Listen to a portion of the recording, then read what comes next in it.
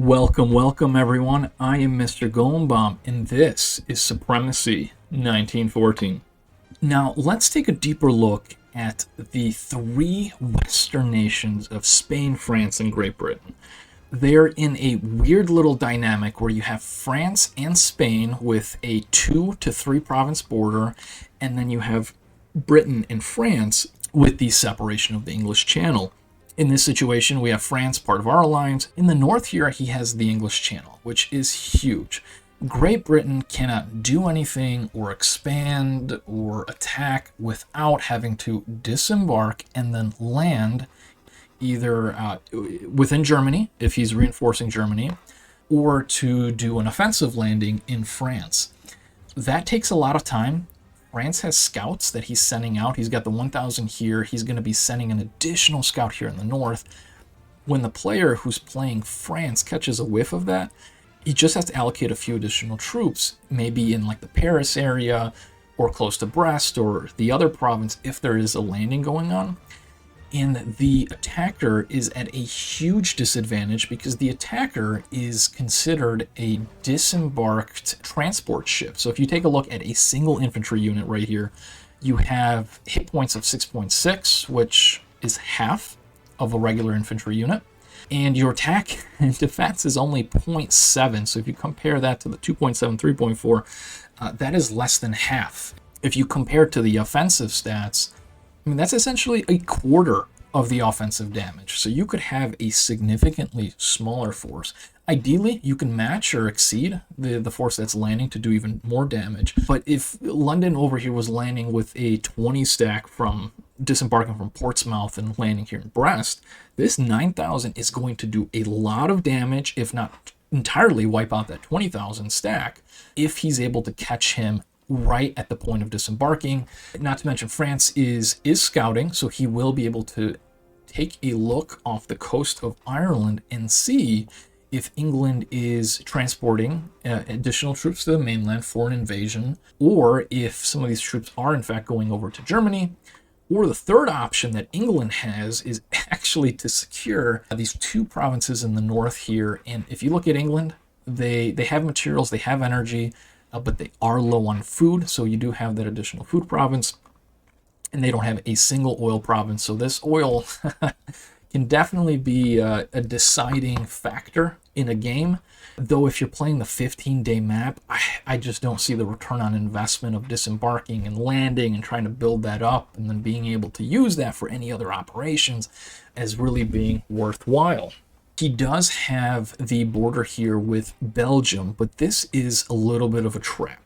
With this country being comprised of both Switzerland and this Belgium-Netherlands area, if he attacks Brussels, if he attacks Antwerp, he also has to station defense over here in the south because Switzerland, as an AI, will retaliate. Not to mention that if he does go in for an invasion of either one of these areas, and at the end of the day, probably both, to eliminate the threat on his border, that's 60,000 troops. This is 6 provinces with 10,000 soldiers each that he will have to fight, and he will take casualties. And maybe he can get some favorable trades off and expose a few of these other German borders. But in a one-on-one matchup, I would much rather be Germany with a larger army going up against a smaller, depleted French army stationed in newly conquered, low morale provinces with no fortification. So a bit of a trap there. I would strongly advise against it, and that is exactly what we are doing. Italy, on the other hand, does not have to worry about retaliation unless Germany provides right-of-way access to Belgium in this situation, which he may have, and I think that is a good strategy. If one of your allies is attacking, you shouldn't provide right of way, but if your opponent is attacking, you should, because that'll create more pressure on them. The south here I see developing into a mid to late game stalemate. You have 2 provinces on the French side. He's building fortifications. He's building armored cars. He's going to be able to hold this area. Meanwhile, on the Spanish side, you also have fortifications coming out. You have a nice scout over here going by Burgos, and it looks like he is committing just 1,000 troops to, I say 1,000, a single infantry unit to kind of scout that province out. Most likely this 10,000 will return, so he doesn't want to kind of be caught exposed. But this is a very stagnant front. I think you're going to have more action going on in the islands and with Great Britain than what's going on in Spain.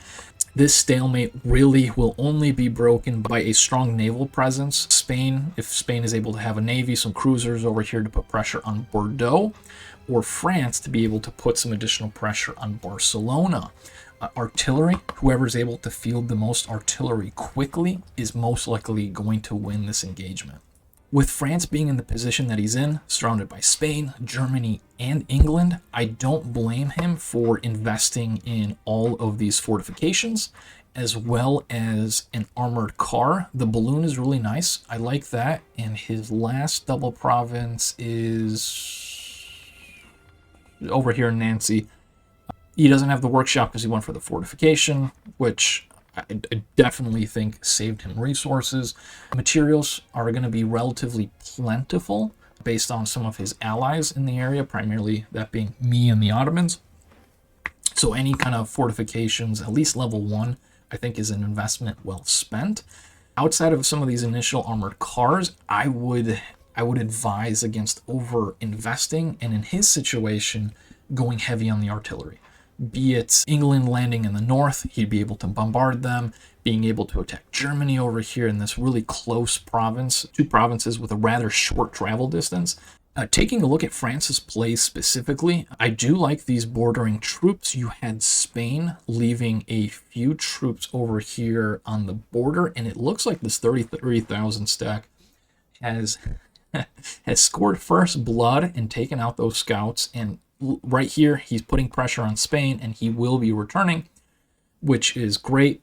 I think this is a little bit of a overreaction from Spain. No, scratch that.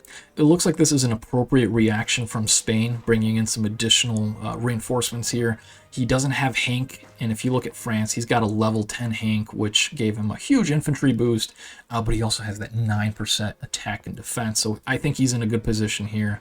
He's putting pressure in the east. Maybe he wants to create an opportunity in the west, and that may happen. We have a total of 80... Oh, no, I think I caught France there. We have a total of 50,000 troops. You count that, that's probably 60,000. So maybe the additional 60,000 troops of Spain is consolidating, getting ready to attack Portugal in conjunction with Morocco. He has 10,000 troops there that appear to not be moving. So great scouting here from France. That's good intel. So he's got at least 50,000 here. However, any kind of push here I think is going to be a little bit risky.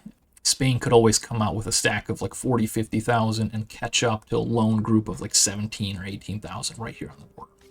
Hey folks, if you've made it this far, please leave a like, share, comment, and subscribe. It makes a huge difference. And with that, we will see you on the next one.